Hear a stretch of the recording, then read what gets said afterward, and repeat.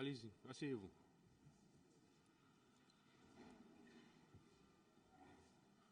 La partie civile avait la parole. Je vous remercie, Monsieur le Président. Je vais poursuivre donc pour les questions. Monsieur Claude Pivy. Oui. Vous avez repris un peu de forme. Oui, merci. Très bien.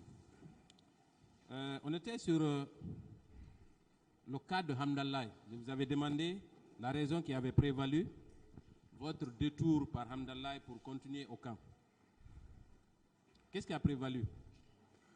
Je n'ai pas été à Hamdallah. Très bien. Et je vous avais lu aussi l'extrait d'un procès verbal d'audition d'une partie civile du nom de Abdourahim Diallo.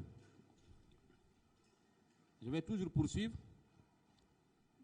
À la deuxième page maintenant, il vous accuse encore d'avoir donné l'ordre à vos éléments d'ouvrir le feu sur les manifestants quand ils ont protesté par rapport à votre présence à Hamdallah. Qu'est-ce que vous en dites? Je n'en sais rien. Très bien, merci beaucoup. Monsieur le Président, je vais poursuivre mon questionnaire. Cette fois-ci, je voudrais savoir, Monsieur Claude Pivy, le 29 septembre, le lendemain des événements, est-ce que vous vous êtes rendu à Haute-Banlieue de Conakry? Plus précisément sur l'axe? Non. Vous ne vous êtes pas rendu sur l'axe? Je n'ai même pas sorti au camp le jour-là. Avec tout votre cortège? Non. Très bien. Il y a également une autre partie civile qui viendra certainement lors de la confrontation. Et dans son procès verbal, je précise qu'il est daté du 19 novembre 2012 et la partie civile s'appelle Bamamadou Alimou. Voilà ce qu'elle dit. À la première page. Le 29 septembre, étant à la maison aux environs de 9 h, j'ai vu de passage Pivy et son groupe. Soudain, j'ai appris qu'il y a eu une altercation entre lui et un groupe de personnes au cours de laquelle un jeune a été abattu à bout portant. Est-ce que, à Bambeto, le 29 septembre, votre groupe, sur votre instruction, n'a pas abattu un jeune? Je n'en sais rien. Très bien. Vous pouvez continuer la négation. Ensuite, lorsque j'ai voulu prendre le petit qui a trouvé la mort, aussitôt j'ai reçu également une balle au niveau de ma jambe gauche. Donc c'est une partie civile qui voulant sauver, ou en tout cas prendre le corps de celui qui avait été tué, a également reçu une balle tirée par des éléments sous vos ordres, mon colonel. C'est pas vrai. Très bien, je vais poursuivre. Ensuite, le jour du 28 septembre, Monsieur le Président, est-ce que vous vous êtes rendu au pont de Madina, mon colonel? Non.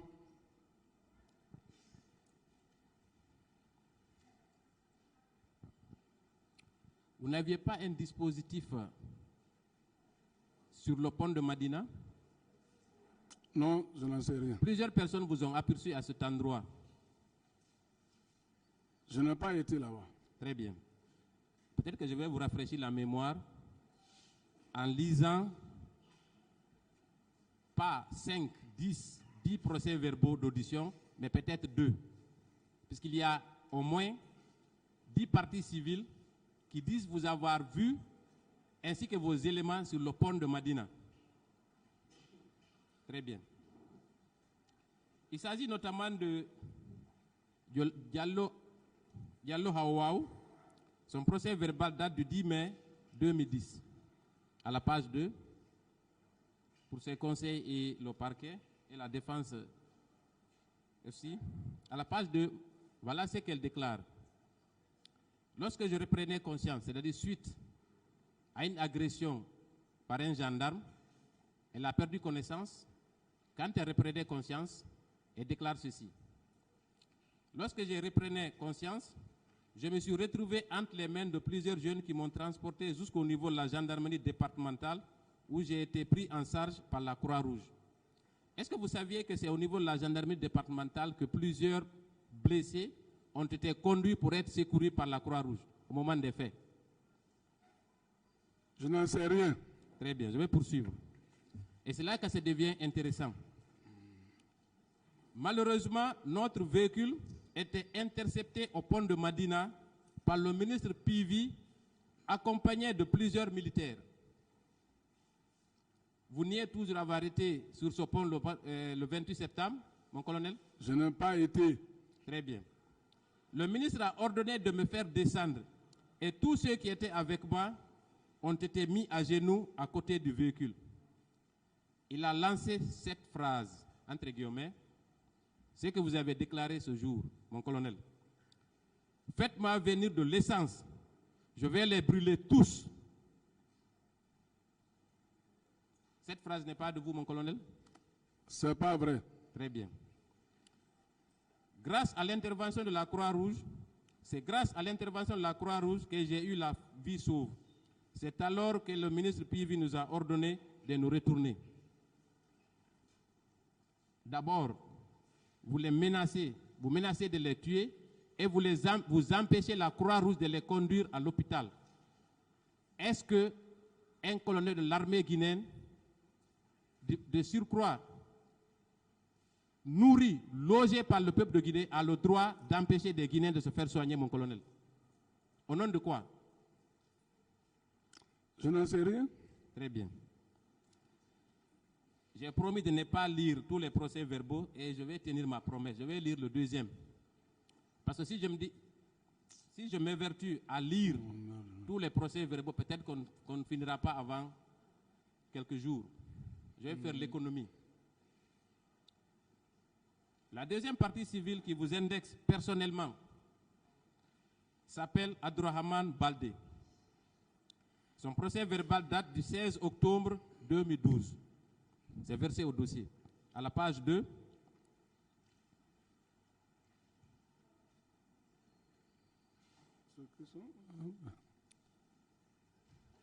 à l'aide des agents se trouvant à l'extérieur du stade. Troisième paragraphe de la page 2. J'ai été transporté vers la Croix-Rouge où j'ai été recensé. Il a été procédé à l'embarquement des plus souffrants pour l'hôpital d'Onka. Arrivé au niveau du pont de Madina, nous avons trouvé Pivi. Encore vous, mon colonel.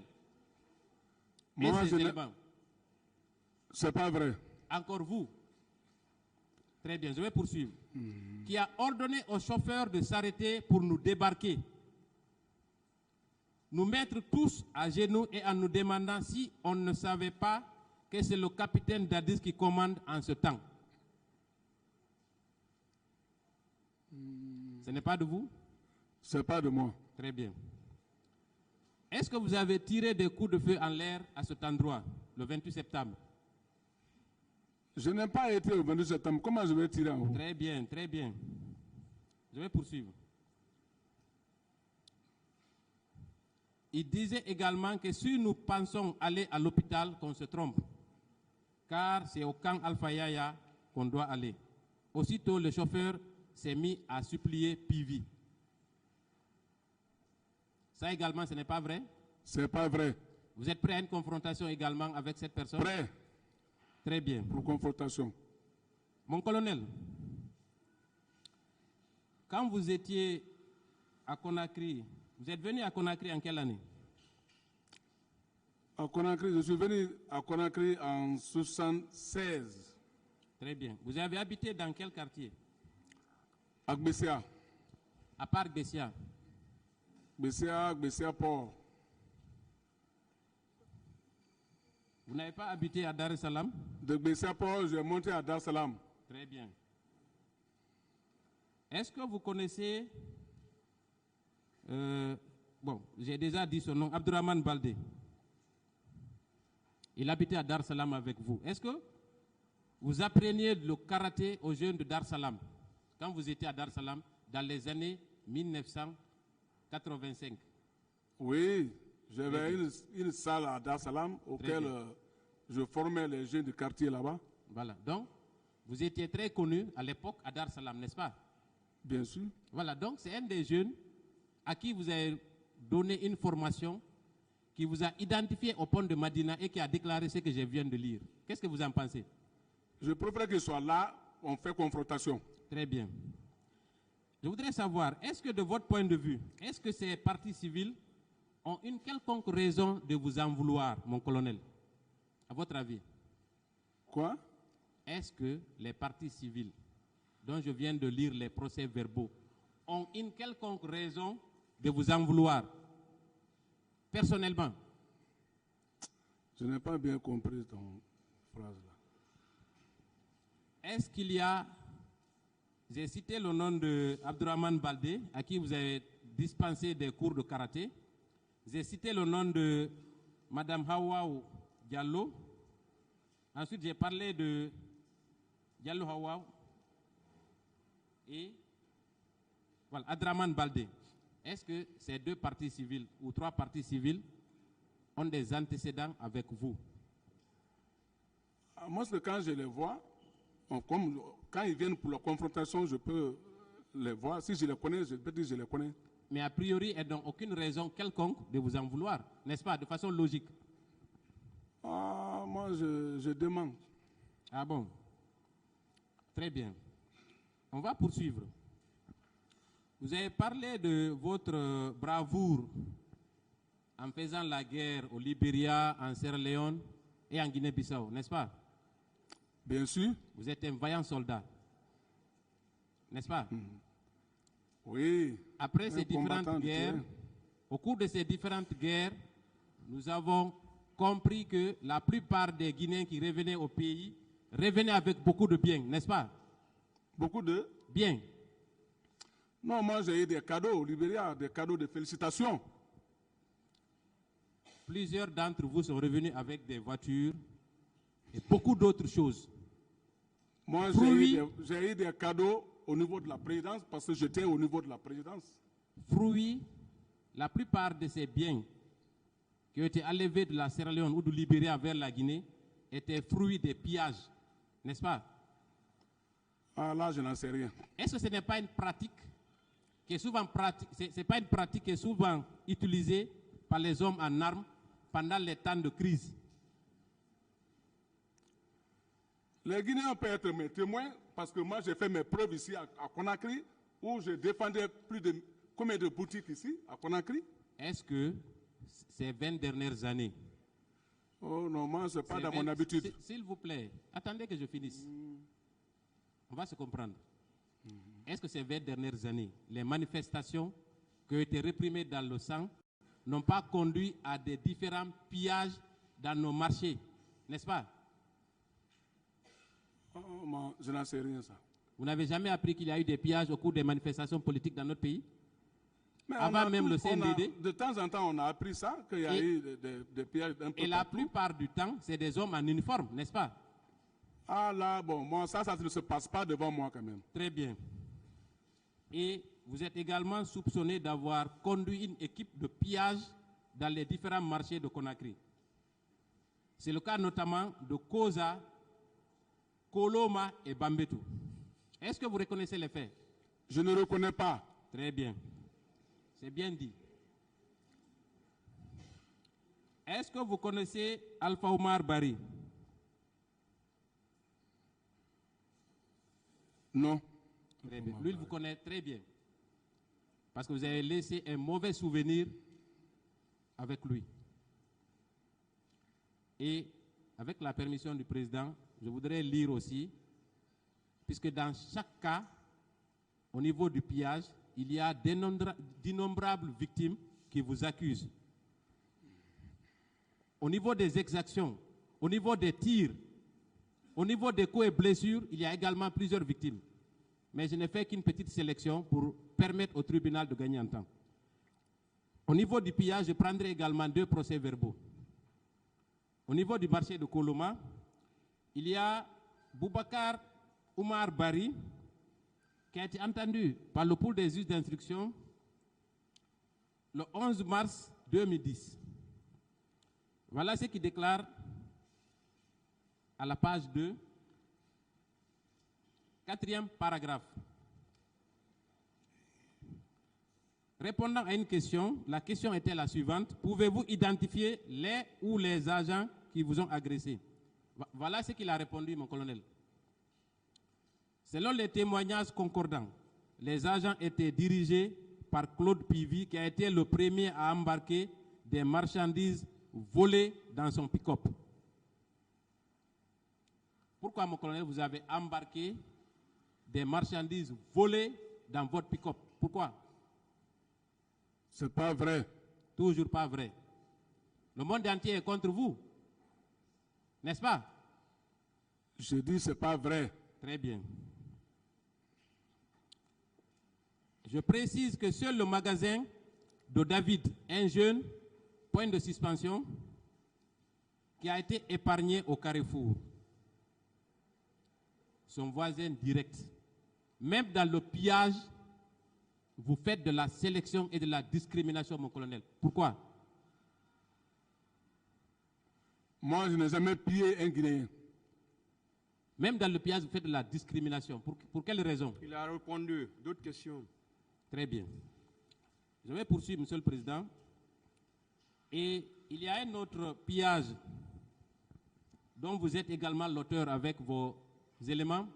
Il s'agit du domicile de la Selouda Lendialo. Vous vous souvenez de ce pillage? Moi, je n'ai jamais été ce Selouda Lendialo. Très bien. Il y a un témoin oculaire qui vous a formellement identifié ainsi que ses éléments. Vous étiez à la tête de ce détachement qui est venu sur Selouda Lendialo pour piller son domicile. Et peut-être même celui de Jean-Marie, celui de Jean-Marie et celui de Sidia Touré. Peut-être que c'est vous qui étiez aussi le chef d'orchestre, n'est-ce pas? C'est pas vrai. Merci. Les pillages non plus. Monsieur le Président, je voudrais aborder un autre volet de mon interrogatoire. Ça concerne après les faits. Monsieur Claude Pivy, colonel, qui vous a informé que Toumba Diakité et Marcel étaient au stade le soir des événements? J'ai dit bien, c'est des militaires qui parlaient. C'est pour ça que j'ai dit, j'ai attendu que les militaires parlaient ça au régiment. Est-ce que vous avez cru à ces informations? Moi, je n'ai pas cru à ces informations. C'est pour ça que j'ai dit que ce n'est qu'au bar aussi que moi, j'ai attendu par lui-même, comme il a dit qu'il a été au stade pour faire quoi ou quoi. C'est pour cela. Sinon, moi, j'ai bien dit et j'ai précisé que moi, on m'a dit. Alors, si vous n'avez pas cru à cette information, pourquoi alors vous aviez planifié l'arrestation de Toumba? Quelle était la raison en ce moment? Mais quand il y a des murmures sur quelqu'un, tu peux l'arrêter pour le demander. Ah bon? Mais bien sûr. Très bien. Donc, qui vous a empêché de l'arrêter? On ne m'a pas empêché de l'arrêter, mais seulement le président a demandé qu'il y a une commission internationale qui viendra. Donc, de se calmer jusqu'à l'arrivée de cette commission. Ça, ce n'est pas un empêchement? Qui vous a dit alors, qui vous a dit de ne pas l'arrêter en attendant que la commission internationale ne vienne à Conakry? Qui? Mais le président de la transition. Le président de la République. Est-ce que vous considérez, est-ce que cela ne signifie pas que le président protégeait les auteurs des massacres? Est-ce que ce n'est pas une protection qui est accordée à ceux qui sont allés faire le massacre au stade, à votre avis? Non. Si on accuse des militaires d'avoir perpétré des massacres au stade, vous portez volontaire pour mettre main sur ces militaires et qu'on vous dise d'arrêter. Est-ce que cela ne signifie pas que le président ne voulait pas qu'on mette main sur les présumés auteurs de ces massacres? Non, c'est parce que déjà il avait parlé que comme il avait informé une commission internationale qui vient, donc là c'est à cause de ça que moi j'ai laissé. C'est à cause de ça? Voilà. Ce n'est pas une protection? Non. Très bien. On va parler des recrues de Kalea, si vous le voulez bien. Bien. M. Toumba Diakité a déclaré à cette barre que quand il était question de procéder à des recrutements,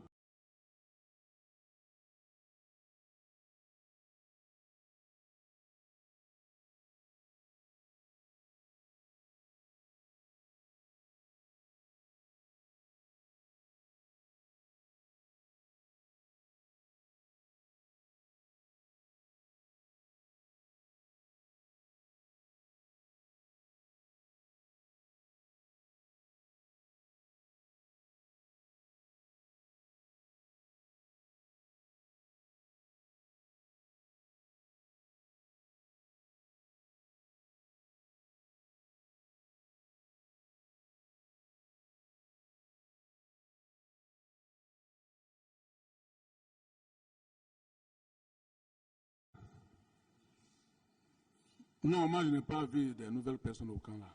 Je n'ai pas fait cette remarque. Vous n'avez vu personne Je n'ai pas fait cette remarque. qui ressemble à une recrue au moment des faits? Non. Très bien. Alors, mon colonel, Oui. finalement, des crimes ont été commis au stade. On vous indexe comme étant l'un des principaux instigateurs de ces massacres. Qu'est-ce que vous en pensez?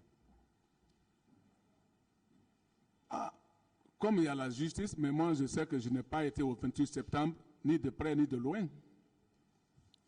Nous savons tous que vous avez un passé sulfureux, n'est-ce pas?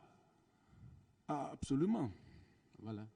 Donc, logiquement, on peut déduire que pour protéger le régime de M. Moussa Dadis Camara, vous étiez prêt également à mouiller le maillot, comme si on peut s'exprimer ainsi, n'est-ce pas?